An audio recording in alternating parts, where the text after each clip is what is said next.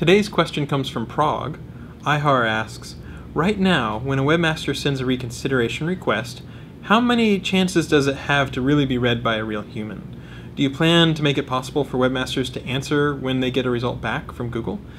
Great questions. So whenever you do a reconsideration request, if you don't have any manual action by the web spam team, so there's no way that we could do anything in essence because it's algorithmically determining where you're ranking, those are automatically closed out. So those aren't looked at by a human being. But 100% of all the other reconsideration requests are looked at by a real person.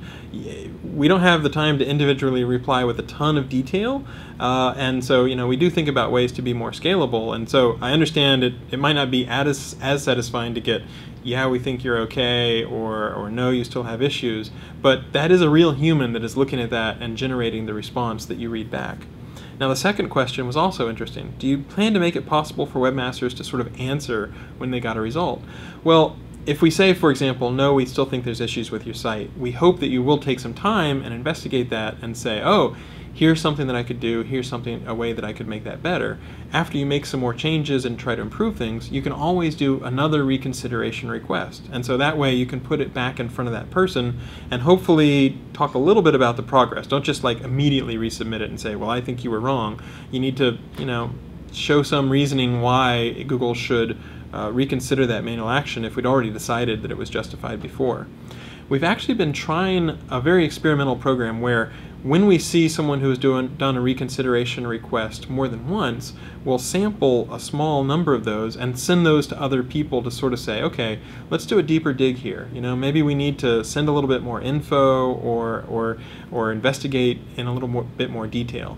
It's just one of the ways that we've just been experimenting. We've actually been doing it for quite a while to try to figure out, okay, are there other ways that we can improve our process, other ways that we can communicate more?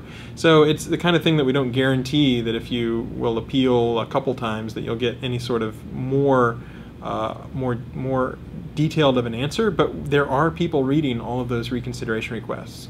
The one thing I would say is, just because you get back a reply that says, no, we still think there's issues, don't just immediately appeal again. You do want to try to identify the issues, and if it looks like you're not doing that, then after a while we start to think, well, this guy's hard-headed, he doesn't, he hasn't been making any changes at all to respond to the sorts of stuff that we think still has problems with the site.